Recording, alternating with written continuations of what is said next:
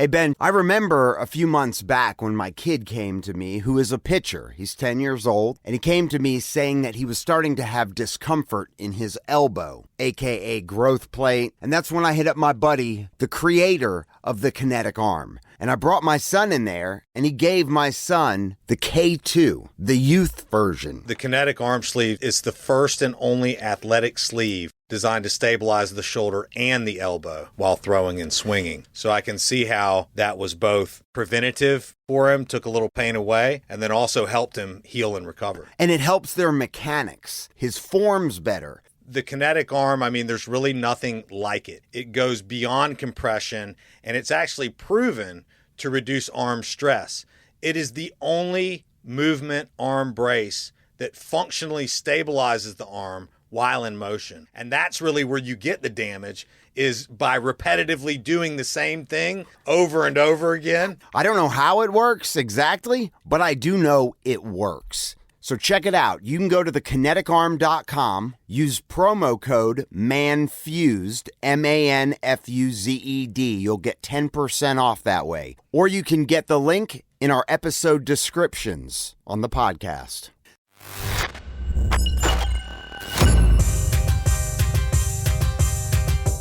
Here we go. We ride again. It is the ManFUzed Podcast. I am Kellie, your host, audio producer. My co-host really needs no introduction, but I'm going to introduce him anyway. Real estate broker, Ben H. Ride or die, baby. Let's get some. He's a crooner. I've mentioned it before. Do you croon? Do you want to sing us a little ditty? No, I'm feeling more in the country music mode today. Oh. Yeah. You don't want to sing us a ditty? No, okay. Not really. You're holding out on our audience here, who came here to hear you croon. Croon away. I'm going to have to croon with my voice. So check it out. Today on the ManFUzed Podcast, we have another amazing guest. Her name is Kellie Johnsen. She's an emerging mixed media artist. She's a model. She's modeled for Ford modeling agency. She comes from a pretty cool background, 2 parents in law enforcement, born in rural Georgia, and in a world full of chaos, corruption, and deception, she strives to embody the essence of artists of the past and what they stood for, which is freedom of speech, expression, truth, and the big one, transparency. And as Kellie would say, and she'll say it here, be bold, be brave, be you. Let's go, Kellie. She's a cool chick, man. I've watched a lot of her content, and I'm really a big fan of hers on social media, the content she puts out. Hey, Ben. What's up? Kellie, how are you? I'm good. How are you? I'm doing wonderful. Hey, Kellie. You're on the ManFUzed Podcast with myself and Kellie, the host of the show. Oh, you're the host too, Ben. Get out of here. Kellie's the big swinging dick around here. That's not true. I'm the big baby dick. Kellie wears the pants. No. I wear the skirt. He wears tight. He wears tight yoga pants. Yes, Lululemon, the skin-colored ones, so you can't tell if I'm naked or I'm not. You're in Miami. I bet you see lots of guys in yoga pants. It's like the new thing. Yoga pants. It's like, forget jeans or denim. It's yoga pants. That's hilarious. Like plastic pants. I saw a guy that I know down in Miami, a picture of him on social media. He literally had on like yoga pants, but they were kind of like halfway up the shin. You know what I mean? What do you call those? Like capris? Like capri? No, he had on capri yoga pants. Nice. They were like bright blue with like a white pair of Ferragamo drivers. You know what I mean? Okay. And he had like a button-up shirt and a top hat. Oh, I dig the top hat. The capris. The capris are like the European vibe, which I can't get into it. They're not pants. They're not shorts. Yeah. They're just, capris. Yeah. They're capris. It's not a good look. But hey, to each his own, whatever. We're not calling him a little bitch. Yeah, no. I wouldn't do that. No, not at all. I wouldn't say you're dressed like a woman. Everyone's got their style. Let him embrace it. He might be pulling it off. He might be doing it. We can't contribute to the hate, guys. Come on. The truth is... Did he have nice calves? The truth is he looked good. If he had big old calf muscles, that might... I don't think it was his calves. I mean, I would call them average. Average calves. Yeah. He didn't have He had like that slender build. He That did. European slender build. Do you know this guy? I think you know him. I know, right? There's like a vision I have of this guy. I've painted the picture in her mind. Yeah, it's a beautiful photo. That's right. Maybe she'll paint You it did a good next. job. Maybe she will use this as inspiration for her next painting. Yes. Just do one of capri pants. Yeah. Just floating in the nothingness. Just walking, like out for a walk. Oh my God. Little abstract. Recently, I'm just like, you've done incredible things as a model. I'm a fan of your art. It's incredible. Thank you. The fire that you've been spitting lately. I'm just like, yes, Kellie, bring it. It's so important because we don't have time, like they're really clamping down on these agendas that they're pushing towards. And it's like the censorship, the deplatforming, the cancellation. If I have the will and ability to speak out, like I'm going to. And until you we're do. not able to anymore. And we don't know how long that'll last. So yeah, That's been a big crazy. statement. That's awesome. And actually, Ben, I didn't even tell you this. So a couple episodes back, we talked about our timing was actually perfect, Kellie, because have you seen the new Chris Rock stand-up? I haven't, but I heard it was really good. It is. And we didn't have a great name for the title of our episode, but we recorded our episode before the official live Netflix show, which there's never been a live Netflix show. We had no idea what material Chris Rock was going to talk about, except we knew he would address the Will Smith slap. How he got smacked. Right. But when we released our episode 2 days after his special, which was already recorded, it was already done. And the name of his special was Selective Outrage, which is a beautiful title. It was a beautiful title. The similarities of a lot of the stuff he talked about, even like mentioning R. Kelly. You won't listen to R. Kelly anymore, but you might still listen to Michael Jackson. There might be a couple of differences in that, but getting to the point, we also talked about some COVID stuff, and we talked about the Shabara cobalt mines, the Republic of Congo, which I hate hearing people go, I won't buy a blood diamond. I will not support that sort of thing. But drive an electric car. Or use an iPhone. Incredible. Right. Yeah, or an iPhone. It's insane. And yet they're driving the electric car, believe in it, don't believe in it, whatever it is. It's not climate change. I mean, you're going to drive an electric car so you can be more green. And the thing about it is, whether you want to admit it to yourself or not, that there's nothing that you can do about regulating India and China and the emissions that they put into the atmosphere. And so you can say that human beings contribute to the temperature change. Some people agree with that, some people don't. But even if you say that and you agree with that, you also know that regulation here is just regulation here. It doesn't have anything to do with the countries who are actually manufacturing everything for the entire world, who are doing the most of the polluting of the entire world. Which is mostly in China. Yeah. But you know what? Their tactic is always an emotional attack. They want to play on people's emotions, and that's how they gain more control. Absolutely. And that's really the problem. It's upsetting to see so many people after the shit we've gone. Can I say cuss words? Fucking cuss your brains out. Speak your mind. After the shit This is we have gone through. ManFUzed. Or, because this is what I was getting to. Hold that thought. After that episode, we got our first strike on YouTube, and we are not allowed to post anything for a week. So none of our episodes have been able to be posted because we got a spanking on YouTube. They censored our shit. We should make a T-shirt out of that. Interesting. Yeah. Put it on the front of a shirt. That's what we did with our negative It's a badge review. of honor, honestly. Yeah, we did. Let's be honest. So, but it was fucked up because when I read it and I went back and listened to the section that they were talking about, I was like, no, we were almost using as if. That's how we were talking about it. And we quoted something that Bill Gates had absolutely said. Yeah.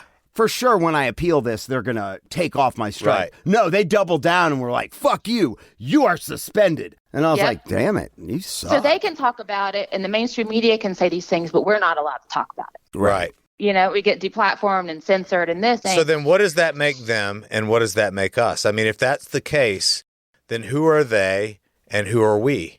They are controllers, and we're their plebs, essentially. They are the puppet master, and we are their puppets. Well, they try to make us their puppets. It's so interesting because we've been going into a lot of things about kind of like societal norms and just things that we've been, taught all of our lives, even things like tobacco and alcohol versus other medicinal things like marijuana or psilocybin, how these contrast between the societal norms, the things that we've been raised to believe are okay, and then this other thing over here is supposed to be not okay. Of course. But the thing that's okay is actually the most destructive shit that there is. You look at the food that is being manufactured and put into the grocery stores. The highest obesity rates ever, but they don't want to acknowledge what it's caused by. It's high fructose corn syrup, which is constantly being propagated on the television, McDonald's. I mean, they want us to be sick, dumb,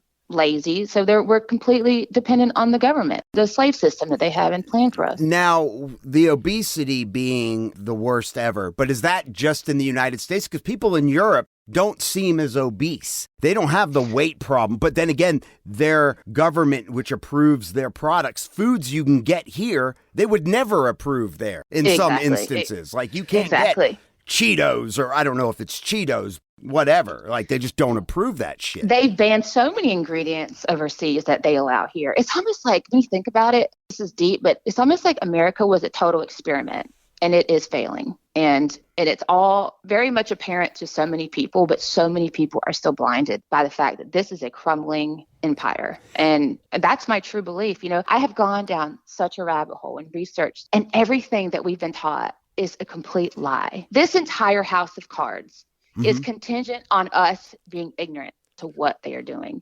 And the more we research and the more we speak up, the more censorship, because they don't want us to talk about these things. They don't want a mass awakening because then they can't win.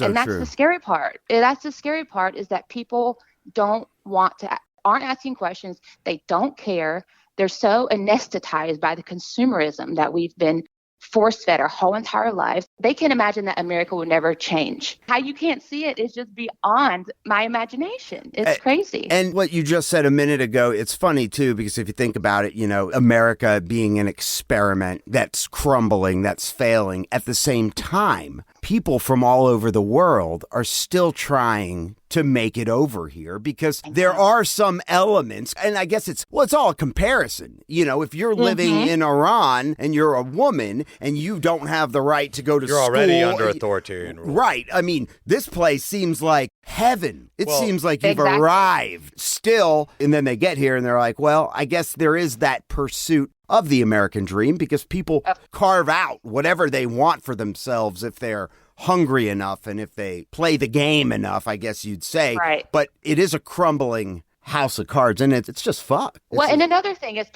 all these social justice warriors, all they do is complain about America. It's like, what other country can you do what you can do here? Yeah. It's just like this entitlement that Americans have. That's right. Yes, while it may be a corrupt crime syndicate, it is still the freest country in the world. That's what pisses me off, is people are so ungrateful for the fact that you can live whatever life you choose to live here, but yet it's never good enough for these fucking people. It really is a double-edged sword. I mean, the truth is, like, if you look at Mexico, is basically run by the drug cartels. Most of the Latin American countries in South America are under communist or authoritarian rule. You look at Europe, and Europe is just, Western Europe is just in deep shit. Italy is a great nation. Greece is, all of the world is struggling, and then all of the free world is struggling, and then you have these authoritarian nations that are just basically closed societies. And it's like social media and technology has brought us to the precipice of understanding what's actually going on, because people can share things and share intelligence in a way that they couldn't before.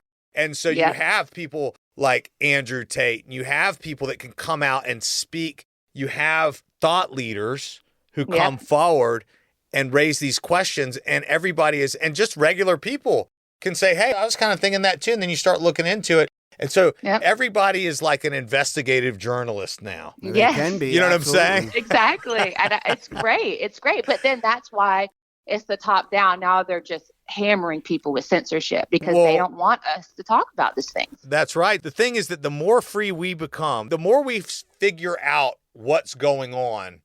Physically, spiritually, economically, globally, the more they have to take away freedom. So there are two opposing forces. It truly is us versus them in a way, because the more we become aware, the more they have to take away, or else we will take the country. Maybe one day that's what it'll come down to. On the other hand, when it comes to like YouTube and us getting censored in a way, I try to look at it from both angles because YouTube is a business. If you pictured YouTube as a brick and mortar place that you went into, you couldn't just start yelling the N-word. You'd get kicked out because obviously there are some rules. They own their platform. Are you talking about normal? You couldn't yell normal? You couldn't yell normal. Okay. Whatever vile thing you could think about walking into a Starbucks and start screaming, you'd probably get kicked out because that's just not something that they're going to tolerate. Now, granted, YouTube has every right, as much as I think it's bullshit, to censor us for what we said or medical misinformation, which C it word. Wasn't. Right. But it is still their right because it's their business. Yes, it's not a brick and mortar. We're not walking in, but it is still their platform, their area that we are trying to work on. Let's not pretend there's not a bias there. No, I mean, there's only one narrative that is allowed to be spoken. Correct. And they are basically a monopoly, like Google, Facebook, YouTube. I mean, they pretty much have the entire thing on lock. So there's our platforms like Rumble and Rockfin and things like that, but they don't have the growth and the numbers like YouTube does, and it's just unfortunate. But if people would be more inclined to trust the system, if they were just transparent, just be transparent about it. Let people have open discussions. Like, let real doctors who disagree, like, why can't we have debates from doctors about COVID? They don't allow it. And it's just unfortunate, and I hate that this is happening. And I hate that we can't just have discourse like we used to, I heard today 40 billionaires were created in the big pharma world as a result of COVID. 40 billionaires. Moderna's never even made a vaccine ever. They were the dodgiest, shadiest company ever. And now they made this life-saving vaccine and made billions of dollars. It's insane. Life-saving. I'm so glad to have Kellie here. It's so cool, man. I love your perspective. I just want, and my thing is people call me alt-right, they call me white supremacist, you name it, whatever buzzword it is, I'm in it. My whole thing and my whole mission here is to explain to people that this is not a left-right thing. This is not a black and white thing. This is not gays against straights. This is them against us. That's right. And people really got to stop buying into these manufactured, like, world events and this divisiveness that they cause. And it's all manufactured. What is the saying goes? It's a problem, reaction, solution. They create the problem, we react, they come in and take away more of our freedom. That's why it's important. People, I don't care about left and right. It's a uniparty, let's be honest. Right. It really is. So people need to pull their head out of their ass and quit using these stupid words like calling me an alt-right. Like, really? Come on. I'm socially liberal. I've always been liberal my whole life, but I'm now just awake to the fact that it's not about politics. It's beyond that. I was going to say, like, on the scale of things, I mean, Kellie's a very creative person. Yeah. She's a beautiful woman. She's a fashion model. Right. I want to very talk about successful. She's an artist. She sells her work. And I'm an enigma because people like me don't speak out like this. I'm the creative type. And you can't speak out in the art world or you'll get canceled. So I don't really give a shit. I'm like, whatever. Yeah, right. But it's like, it's amazing, right? Because at the end of the day, people like I don't want to say people like you, but you know what I mean? Like, yes, I know folks who are in the liberal Free mindset, even coming from a liberal background, are looking around and they're going, this doesn't make sense. But even though it doesn't make sense to me, I'm still going to go along with the narrative. And the problem with that is it prevents the people from holding a majority when it comes to voting, because our laws allow we can still vote in and out. Theoretically. Mm-hmm. Now, you may not be able to do it with 58 or 59%. There's a margin there.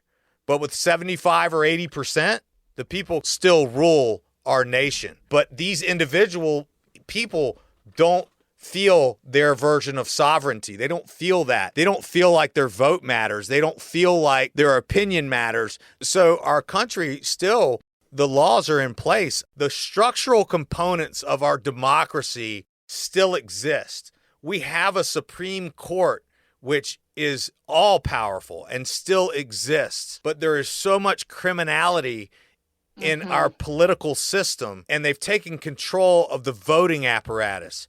And it's the voting apparatus that allows the majority of the people to decide what happens. Yep. And that's the beauty of our country. And other countries have tried it, but it hasn't worked anything near like it's worked here. And so, but we need 75%. And I think it's there. I think if you talked to a big enough sampling of people, not about political people or political parties, but you just had idea, you just talked to them, you asked them their opinion on this, their opinion on this, their opinion on this. I guarantee you 70 to 80% of people would agree. You'd have 20 to 30% of people. Yeah, I agree. That would say, no, I don't believe that, or no, I don't think that's right, or here's what I think. And those are the people, they're going to be the communist authoritarian. I mean, there's nothing you're ever going to do about it. That's the opposing force. True. You can't convince me that America is split in half. There's no fucking way, dude. No. On ideas. Especially not now. Maybe politically. Like, someone in my family is like, I'm just going to hold my nose and press the button for Democrat. It's like, no, you cannot do that. You know what I'm saying? I mean, but people are doing that because of the messaging, the political messaging. By the way, I used to do that. I know. That's what I'm saying. So it's so important. It's like you're young, naive, liberal, and then you just grow up and you're like, wait, I was totally wrong. Like, it's once you really do the research and you really start to understand politics, the social, cultural things, and the banking world and all that, you're like. So, Kellie, a couple questions. So I was reading your bio, and you're from rural Georgia. You have 2 parents that were in law enforcement. What were they in law enforcement? Were they police? My mother, her name is Lynn. She was a homicide detective. Oh, that's awesome. Yep. And she also graduated from FBI, which is interesting. She went to Quantico, Virginia for 6 months, did a training. She was amazing. She was like dedicated to domestic violence, and she always was taking care of these kids. I mean, she was a literal angel. Unfortunately, she passed when I was 14. I was about to ask, is she not with us anymore? Oh, that's She's no longer with us. Sorry to hear that. And it's unfortunate. I know, the good go young, I swear. She was 38, my age, which is nuts. That's I know. Crazy. So sad. So, sorry to bring that up. No, it's okay. It's okay. She was amazing. So it's good to talk about as a kid, and your father, what was he in law? He was a state trooper, Georgia State Patrol. Nice. So now I'm really fascinated. So your mom, as you're growing up, you said she passed when you were 14? Mm-hmm, and 14. And how old? So from the time you can remember, was she a homicide? Like how many years of you growing up? So. Well, she started as a motorcycle cop for the city.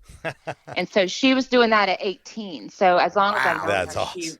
She was a cop, She was kick-ass. So that's pretty fascinating, though. The eye for detail. God, I mean, the stories and the cases I'll bet that she worked were nuts. Yes. Have you ever, did a deep dive, on any of, case files that, she might have ever worked on? Well, I will say I was raised in the office, it was like CSI, right? So I would come home after school to her office and I'd sit at her desk and she was interviewing somebody in an interview room, somebody who just got murdered or whatever. And there's evidence laying around her desk in Ziploc bags. And that was my after school adventure. It was hanging out at the sheriff's department. So it was fascinating. That's awesome. That is very fascinating. I mean, bet you have probably just subconsciously just picked up on just your eye for detail that way. Well, and you're just skepticism, I question everything. I'm like, this just something's wrong. I mean,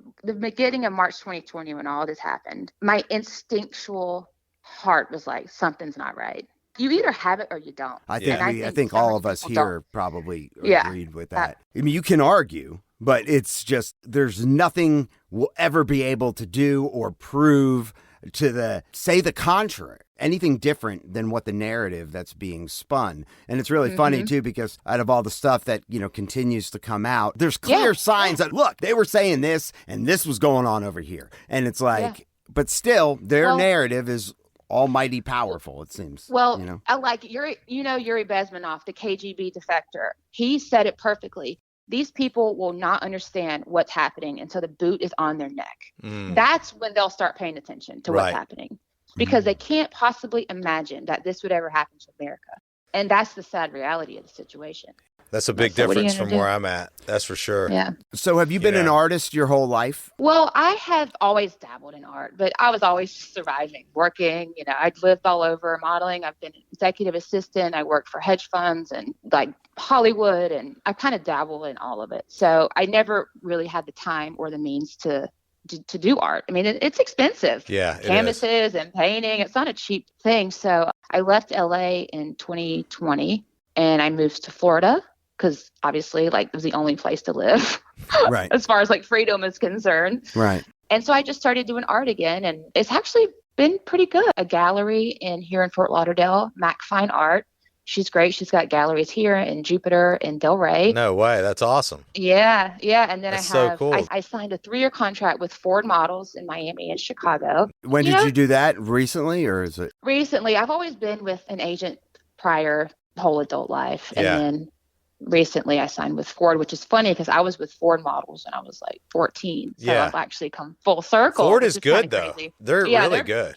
They're a big agent. So I love the art scene in Miami too. I mean, the art scene in Miami is so cool. I've been to the Basel. One time I went to Art Basel and it blew my freaking mind. It was unbelievable. I actually come from, I'm not an artist. I wish I was. I come from a long line of artists. My mom and my aunt are both, very talented artists, but mainly it stems from my grandfather, who was one of the most amazing people I ever met. But my grandfather went to Pratt, I was at Pratt University, whatever, this art school in New York. And he stopped working a normal job when he was 13 years old. But my grandfather was a comic book artist in the golden age of comic books, like the 40s and 50s. He apprenticed under, it was almost like Stan Lee's rival. So there was Stan Lee, and then there was, now I'm not even going to remember his damn name. Shit. Now I can't even, I just had it on the tip of my brain.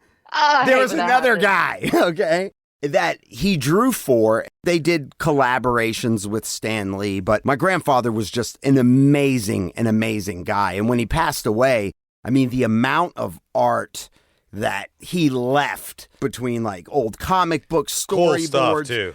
It's just like, what a legacy, which awesome. Is something that I have always been fascinated with. I remember my grandfather going into his art studio in New York, and it was just this huge room in the basement that had every type of Prismacolor thing you could think of. And I mean, he was always working on some type of comic illustrations. And this was a guy that could, every time we went to a restaurant, he would sit down and he'd just start sketching you on a napkin. And just, I mean, like everything was just, I guess, I don't know if you call it hand-eye coordination, but his ability to draw what he sees in the split of a moment was just absolutely amazing. I just never really spent the time. I guess it's been a want. I never really wanted to learn how to draw, but I've always expressed myself as an artist in other ways. So like right now, I do a lot of voiceover stuff, which I guess you could call that an art.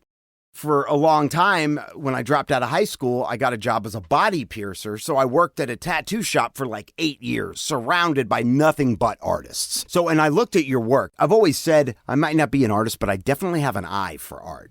I definitely can tell if someone's good or if they're bad. Someone's got an original style, and your art is amazing, by the way. Thank you. That's the long Well, that's the version difference. of it really that's is like nice. Your uncle, like he's a technical artist. Like I could never draw somebody. It would look crazy. I'm an abstract, so I just go crazy and I don't stop until I like what I see. There's no technique for me. But there is. I mean, I would say that you have a technique. Like that samurai painting that you have. I thought shit was pretty fucking awesome. What is the one with the person who's sitting with their head on their legs? What do you call that? Oh, no. I don't really have names for them. See, that's another thing. That one was really cool. It's called like process? Defeated or something like that. It was Defeated. Well, there was one called Blown Out, right? Is that what it was? Was it Blown Out or Blown Away or something? Maybe. I just make up these names randomly. I that's don't even know. funny, They're like, though. you have to name them. I'm like, okay, fine. I'll name it. I swear to God, there was one on the website. I think it was called Blown Out. Like, no, you're probably. Oh, yeah, the pink one. It was like a crack-headed person or something. Yes. Did they have their hair blown out? No, it's like this black splash of paint, and I was like, this could be interpreted in so many different ways just from that title. It was like heroin chic. Yeah, she's exactly. Blown out. Like an alien. Like maybe I should change the name on that, but whatever, doesn't matter. How about heroin chic? She got her back blown out. Oh, Not she, but like Got her head a blown girl, off. you know? it's just like a headless torso. Yeah. and neck, just Yeah. no head. I just play with all sorts of different stuff. You know, I don't really have a certain thing I stick to. I just go in there and start playing around, and whatever happens, happens. As if the McCrispy couldn't get any better, Bacon and Ranch just entered the chat. The Bacon Ranch McCrispy, available at participating McDonald's for a limited time. Ba-da-ba-ba-ba. So in the modeling world, I guess there's always been a negative perception of not the actual models, where I guess some people, of course, you get everybody, commenting on everything, but Right. the actual industry itself. Do you find that it is just like Hollywood, just real shady? And I know it's cutthroat, I'm sure. Yeah. I've never worked in that high fashion world, and I think that's where a lot of that narrative stems from. I've always been commercial stuff, so it's very wholesome, very and my mom never I wasn't going to New York when I was 14 by myself to go model. You know what I mean? She was very much there with me. And like I said, I just never experienced anything bad. I mean, I think there was a casting I went to in Atlanta when I was in 16. Exactly. And he was making me do these weird poses. And I was like, this doesn't seem right. This seems weird. But now I didn't even think about it until 10 years later. You're like, inappropriate. Right. You're like, wow, That's- that was like a harassment moment. Dawned on you, wait, that's what that was. Exactly. I was like, ew, what was I doing? Why was he taking photos of that? I Oh my had God, a and weird you look back, experience once, too. I went to the doctor to look at my ear, and he made me take off my pants. And I just was like, and then 10 years later, I was like, why did that happen? No. Oh, my God. So do you find yourself on the daily, is it between art and modeling, that's what you're doing full time? And speaking your truth? Speaking the and truth? I got 5,000 subscribers on my YouTube channel, and hopefully that keeps growing, and then I could build off of that. But it's hard. It's hard growing a platform, especially talking about what I'm talking about. Do you have any opinion, either of you? What is going on with the banking industry? Is this a time that we need to, my wife's like, we need to take our money out of everything because of all the fallout with these big banks. Ben, you want to go first? Yeah, Ben.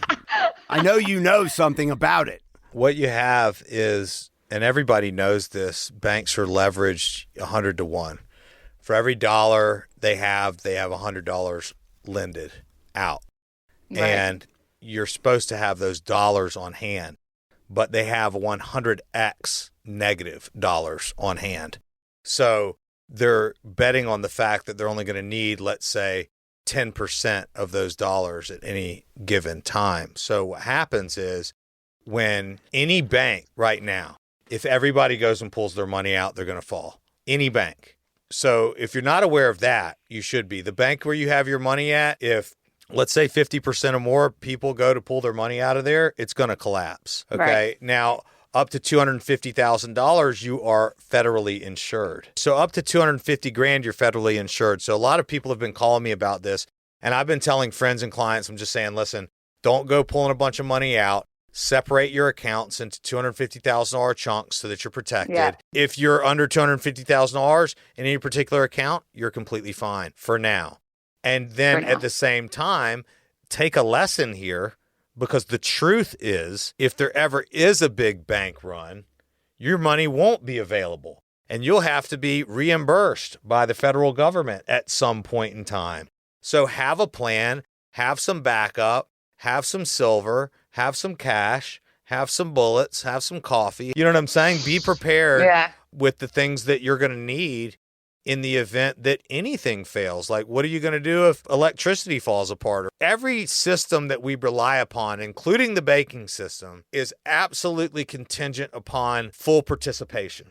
Yep. Right. And it can be taken from us at any time. They're not independent. And not only can it be taken from us, we can crash them. Yeah, exactly. You know what I'm saying? If everybody stopped paying their electric bill, the electric company go bankrupt. That's right. Yep. You know what I'm saying? If everybody goes and pulls their money out of the bank is going to flop, you know? Right. I kind of think, too, that if the shit were really to hit the fan and, everyone pulled their money out, yada, yada, yada, nuclear war, virus, depopulation of the globe, whatever apocalyptic scenario that, you could envision, money won't even be a factor because no one will be using it anyway. No. Right. So your money would be worthless at that point. You'd be robbing and stealing to get whatever you needed. Just pure chaos. Well, here's my 2 cents. And I like what Ben has to say because he's more abreast on like the micro of the financial system. I'm obviously not a banker. I'm not an economics person. I don't know, but I know the macro of what's going on.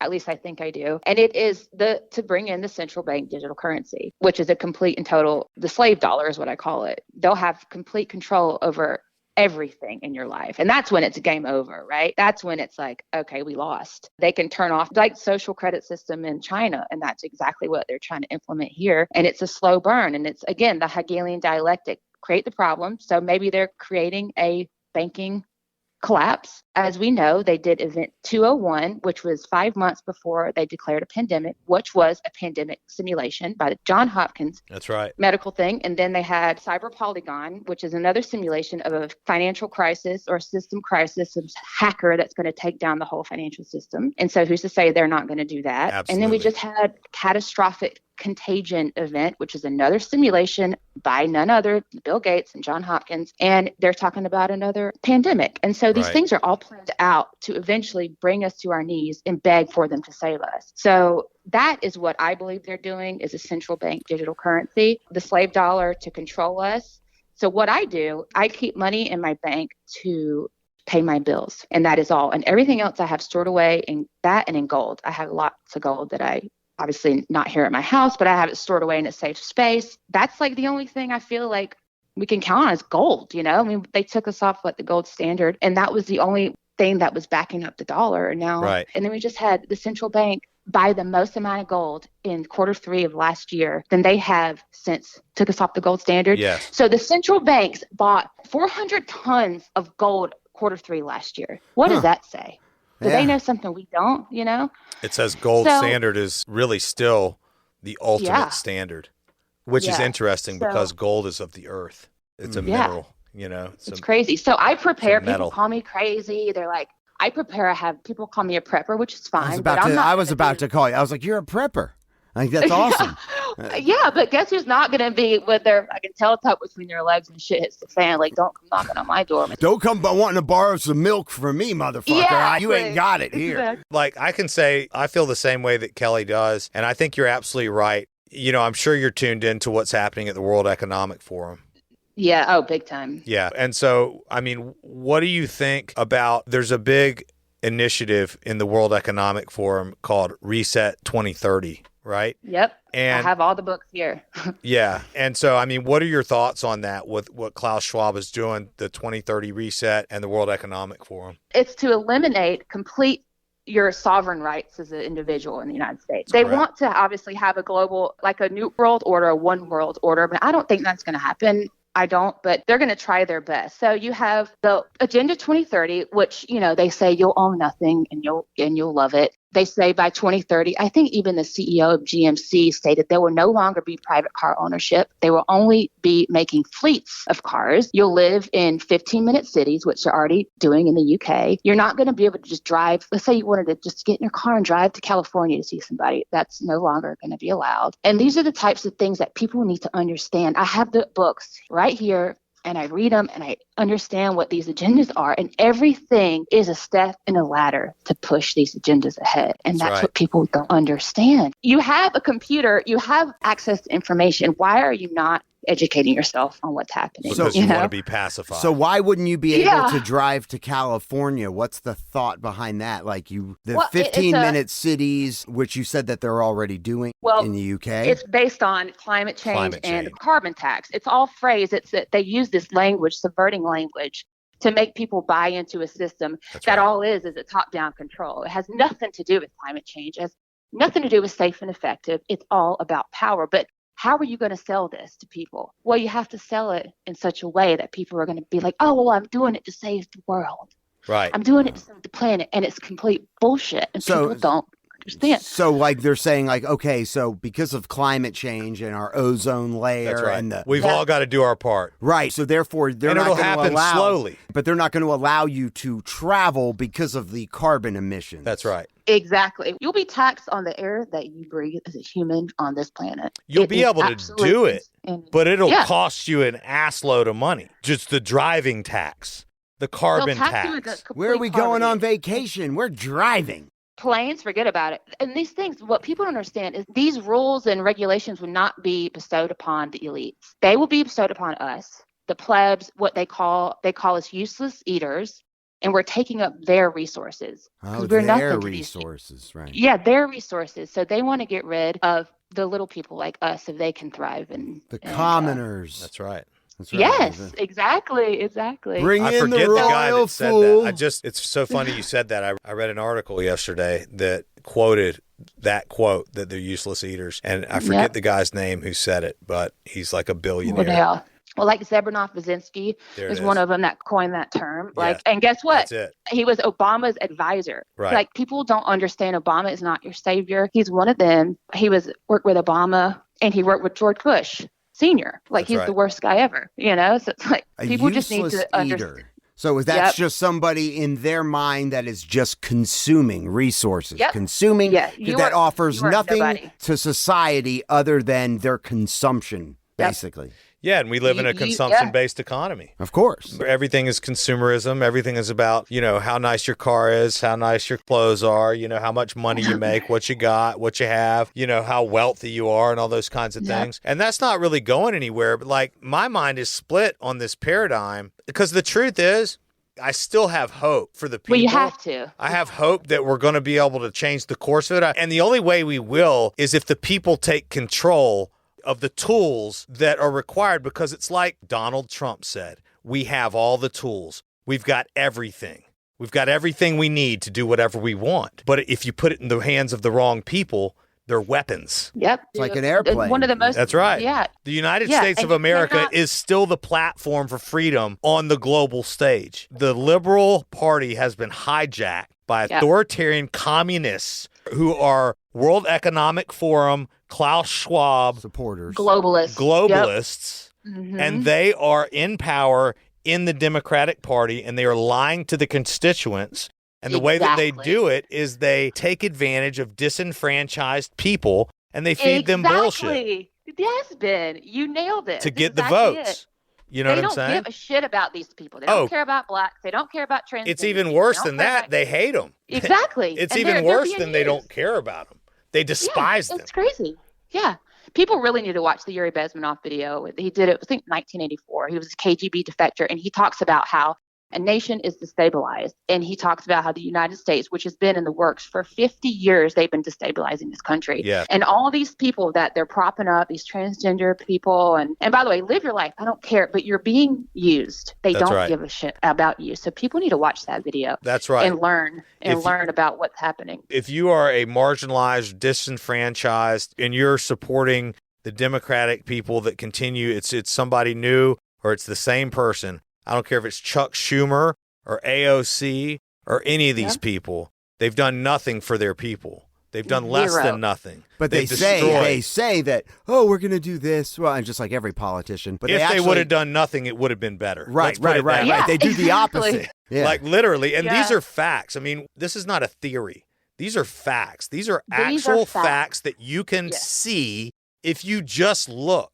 But Yeah. people don't look. But they don't want to. They're just useless eaters. yeah. You're spiraling us out of control because you choose to live in ignorance. And Yeah. that's what fires me up so much. Yeah, definitely. And just like we talked about a few weeks ago, evil versus stupid people, actually stupid people are a lot more dangerous Yes. than Exactly. people that you would blatantly see that person is evil, but the At least you stupid know. person, at least you can't debate with a stupid person. You can't dispute this fact. but they're stupid. They're going to fight it. And they'll just call you a conspiracy theorist. The thing about stupid is that they can be controlled by evil. Weapon of the elite. They are. Well, I'm going to quote Ron White again. Yeah. You can't fix stupid. They're literal foot soldiers for the government, and they don't even realize it. But I have to still believe, I have to believe that many of these people, and I've seen it, you're a great example, and so are so many other creative people. Myself, I'm a very creative person. I've ultimately considered myself a very liberal person up until recently. I'm all about women's rights and gay rights and all of the things that used to be considered liberal and not conservative. I'm about all those things. Well, I think always have been. You know what I'm saying? Always have been.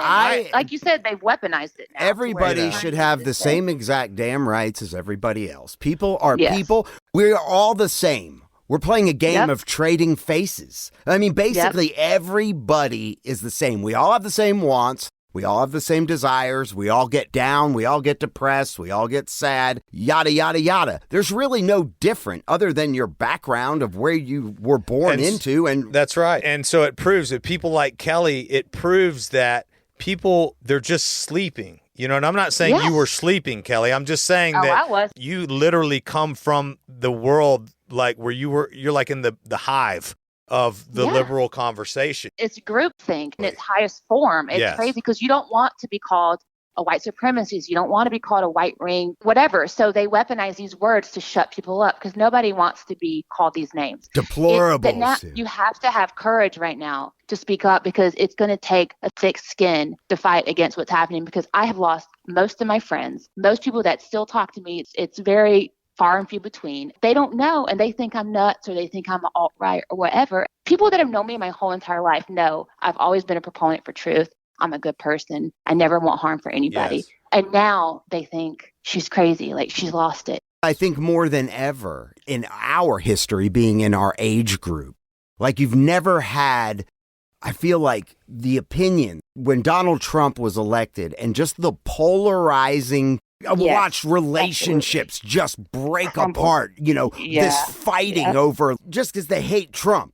More or less, that's what it was. Why can't someone think differently than you? Yeah. And that's fine. Exactly. If you can't change, if no one wants to, let's just use you for an example, Kellie. If no one wants to jump on the same train and the same level or plane of thinking that you are seeing, that's fine. But you don't have to ostracize them. You don't have to say, oh, well, she's gone completely tinfoil. I can't speak with her anymore. And therefore, the people who propose to be the champions of anti-fascism and anti-authoritarianism are actually the ones that are putting it on people because they are that which they say they are against. Yeah. They don't even realize it, though. They have no cognitive function to realize they have been played, and they don't even realize it because people can't put their ego aside and say, well, shit, maybe I got this wrong. It takes a lot to say, I've been played. And that's what I did. It was a hard pill to swallow. I cried for days. I realized, oh my God, the whole reality that I thought I knew was a total lie. And as Ben has said earlier, it's going to take, if you're going to stand up, you should expect, and this is why people don't say anything.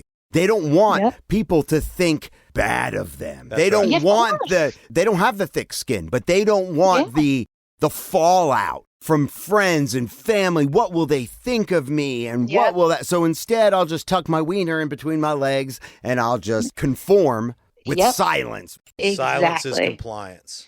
Amen, Ben. It's so true. And I refuse to sit back in silence. That is just not in my nature, obviously. I wish in my household, though, I could get a little silence. A little bit. I wish in my household. Because I live in a very busy, loud, just household. And so silence, I wish I could get that here. A little tranquility would be. Let's have a moment of silence. We have on 3. 1, 2, 3.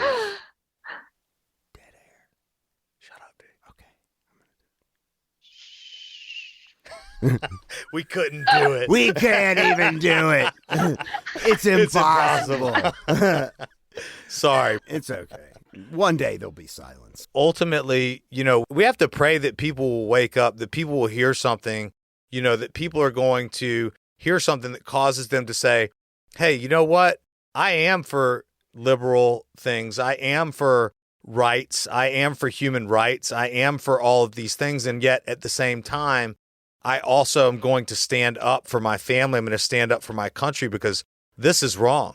And I'm not going to just tuck my tail between my legs anymore. It's wiener. Right. And, or your wiener, and it's not whatever you're tucking, stop tucking. It's not black and white. Things are nuanced. Like, you can't just draw a hard line to the sand when it comes to these things. You just have to, you can't be so intolerant. I mean, and that's the thing liberals were supposed to preach, like accepting all, tolerance, love. And now they just don't want to hear anything that goes against their belief system at all. And the funniest thing to me is that they are the minority of the population. They're just meaner. It's true. They're mean. They're rude. They're all these things. They're defensive. They're constantly defensive. They can't even argue their own stance because they don't even know what they're arguing for. They're so brainwashed. I'm telling you. It's funny also that you see these politicians, and I mean, this is a tale as old as time, but you see these politicians that, I would have never, he did this or did that. Hungry hippo. Who's got the power? Who's got the power? I want the power. Yeah. This last round of elections here in our country really gave me a lot of hope. Whoa. I mean, the people who came forward, I think that, we lost a lot of things that we should have won, but I think we won so overwhelmingly in so many areas, and we sent so many good people into Congress and into the Senate. It really does give me hope because we have real warriors up there fighting for us right now. We have champions in our government, in our Senate and Congress will they veer off the path that we elected them for to save their own power? Not these folks, man. If you're one of these America First guys that's up there right now, did you see Chairman Powell getting grilled? No, I haven't. Oh, I mean, these guys are going after. We've got some real badasses up there that just went in. People are waking up. Florida is a beacon for America. Florida is awake. You talk about woke. Yeah. What's the opposite of woke? It's called awake, motherfucker. Exactly. Well, because these people came from communist countries, these Latin Americans, they know what communism looks like, and they are not stupid. Florida They're like, ain't having it. No. You're not putting that shit in our state. Absolutely not. It's a beautiful thing about Florida. Yeah, it's beautiful, man. And you just got to know, we've all got to know, there's so many people that are silent who actually have your back. There's so many people that have your back. You might be the one who feels called to go forward and speak. And it takes courage to do that. So I applaud you for that, Kelly. But you got to know people got your back. I have to believe in people like DeSantis. I believe in what we see. I believe in what we're doing. I believe in the people out there that represent the same things that we do. There has to be a message of amnesty, too.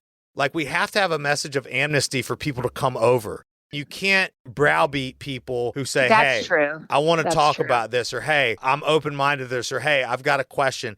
There has to be amnesty. Otherwise, we're going to lose such a big portion of the people who are listening. So many people are listening. So many people see it, but they're just scared and they have questions. And people are so pissed off because of the environment of the last 5 years. We have to tone it down and offer amnesty to people who want to come over. Yeah. And I'm guilty of it. I'm guilty of being so aggressive and so mean because I get so frustrated. Right. And I'm like, you guys, what the fuck? You're a bunch of idiots. Right. And I know all that does is push people farther away. So I'm really trying to reel that in, and because it's not conducive to what we're trying to do here. Well, no, I mean, I'm the same way, and I get frustrated as well. But the way I think of it, because I have a son now, you know what I mean? Right. And so now I see how I have to communicate with him. And if you think about it, these people and all of us really, I mean, I'm going through this kind of metamorphosis with alcohol right now. Oh, me too. Are you really? That's crazy. That's amazing, But it's almost like you have to treat yourself like a baby. I mean, you have to go back to before alcohol was ever even introduced into your life. And that's the same way with people and political ideology, and ultimately people who just really buy into the narrative. Yeah. They've always bought into the narrative, and that's what's comfortable for them. And they've been doing that ever since. And they made straight A's in school, and they went to college, and they got good marks on their tests, and they got good jobs, and they've got this. And so the system has been working for them. And so to retool those people, not retool them, but to bring their awareness into... It's almost like the Matrix. It's like waking someone up out of that pod It's shocking to the system, you Yes. know, it really is. And is. once you see it, you can't go back. And That's therefore right. you kind of have to relearn everything you thought you knew to be true. Everything And that that's you've been taught, and it's just the way that you see it. That's because right. that's the way you've been told to see it. And then it's Exactly. like you get some new glasses on and see it through a different lens or whatever. And it's like, holy shit. It's a great awakening, man. That's what's happening. That's what we is. call it. The Great Awakening. It is. That's what's happening right now. 1,000%. It's the great awakening that's happening right now. And good will always win over evil, but not without a Yes. fight. That's the scariest part about it for our children and for their future. There again, though, you say good will always win over evil. And we've talked about this before, too. It's like, where are the lines for good and evil these days? Oh, that's a good person. And then as you get closer and closer, it's almost like a movie. And then you see a different side of him and you're like, wait a second. Yeah. Is the evil guy actually got a good amount of good in him? And is the good guy, embracing something evil at the Right. same time? It's like, are you a net positive to society? Nobody's perfect. We've No. all done shit. For instance, Andrew Tate. Let's use him as an example. Let's go. He's done some shady shit, right? But is he a net positive for society and his messaging as a whole? sure. Absolutely. I think so. Absolutely. He's changed young men's lives That's for right. the good. I've seen transformations. He changed my life. I lost 20 pounds since I started listening to Andrew Tate. That's Oh, all. wow. Like, we need that tough love. Like, we need just people we're tired of being lied to. We're tired of being gaslit. We're tired of being say it's okay if you're fat. It's okay if you're mentally ill or That's right. depressed. Like, no, it's Not okay. Yeah, right. Get your shit together, dude, Yeah, and pull your life together. Yeah, I you like know? that. Hell yeah. So, yeah, we're human. We're not perfect. We have done evil things. I certainly know I have. But can we grow and learn? And essentially, are we good people deep down? Absolutely. right. I like to believe that. Are we you know? leaving the people we encounter on a daily basis better than the way they Yes. were before we ran into them, Exactly. before our encounter? well, I shut doors on old ladies. in the Bible, it talks about the rapture, and it talks about how upon the return of Jesus, the people of God will be taken from the earth into a different dimension, another plane, and then evil will rule the world. And I had this thought the other day, and it freaked me out. And I was like, did the rapture already happen? Did it happen long before our time? Did it happen in 1750? Did it happen thousands of years yeah, ago? I never thought about that. You know what I'm saying? actually. Did it Yeah, happen you're when right. Jesus returned in the Bible? Did it happen after he was crucified? Like, You're like a Socrates. you know what I mean? You're a thinker, Ben. Yeah. Because evil does rule our world. And you know, can feel it now more than ever. I've certainly become way more spiritual and Yes. more attached to God. I really have. And I've always been against that shit. But now it's so prevalent, evil. It's so obvious that evil exists. that's right. You can only go to the other side and be like, just become much more spiritual because you have to be. Literally a spiritual war that we're in. I truly right. believe it is. And I think that's where the word hope, it's that optimistic view in light of Yes. all of the shit that you Yep. are interpreting. Because that's the only thing you can do. the Speak only your thing you truth can and do. have hope. And just walk the walk as well. Walk the walk. Put your money where your mouth is. Stop supporting businesses that do woke shit and try to suppress us. Like, walk the walk and talk the talk. You know what I Well, mean? And that's the only thing we can do. And I Walk think- hard. I think a big part of the problem with like woke, right? I mean, we talk about like Yeah. woke. So the problem with woke is not the idea of woke itself, right? Because woke itself is more relative to kind of like the light within you and like letting that light shine. It's more Right. about like your light, who are you truly? The problem with it is that the way it is, what they're doing with it, it's not the idea itself.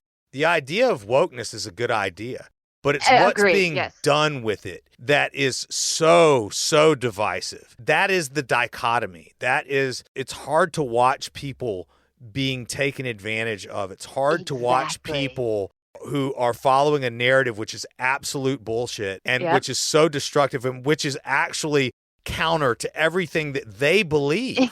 That you know that Exactly. they It's believe. amazing. You know what I'm It's saying? amazing. And I think that's really frustrating. And so we just have to keep trying. And I think that we have to keep communicating. We have to keep reaching out. And we have to keep putting things out there. I'm so glad that you're doing that because Well, thank you. we're doing And I've doing got- our best too. You can only, just do what you can. And I know I get messages from people all over the world that are just saying, thank you so much for having the courage to just speak out and keep doing it. I support you. And it's just inspiring to know that there's so many people all over the world who agree they have to work, they have to make a living, and they can't sacrifice that for speaking out. And that's unfortunate. So people like us have to be the voices for these people, you know? Hell So yeah. true. You said it. I couldn't say it any better. That's right. Well, thank you. This is Socrates over here. Yeah, Socrates. It's Socrates. Thank you so much for your time. I think it's fucking Oh, phenomenal. are you kidding? This was awesome. And it's good Phenomenal for me to- episode. Thank you. I really appreciate you guys bringing me on. Whatever you got, please send it to us. We'd love to promote it and so on and so Absolutely. forth. Absolutely. You know? Well, let's do a group chat. We'll keep in touch. Bye, guys. All right, bye. See ya. Feel free to join the show by hitting us up at manfused.com or 770-744-5227. And as always, support the show by sharing the show. And if you get an extra second, subscribing on iTunes and leaving us a review would be amazing. Thanks again.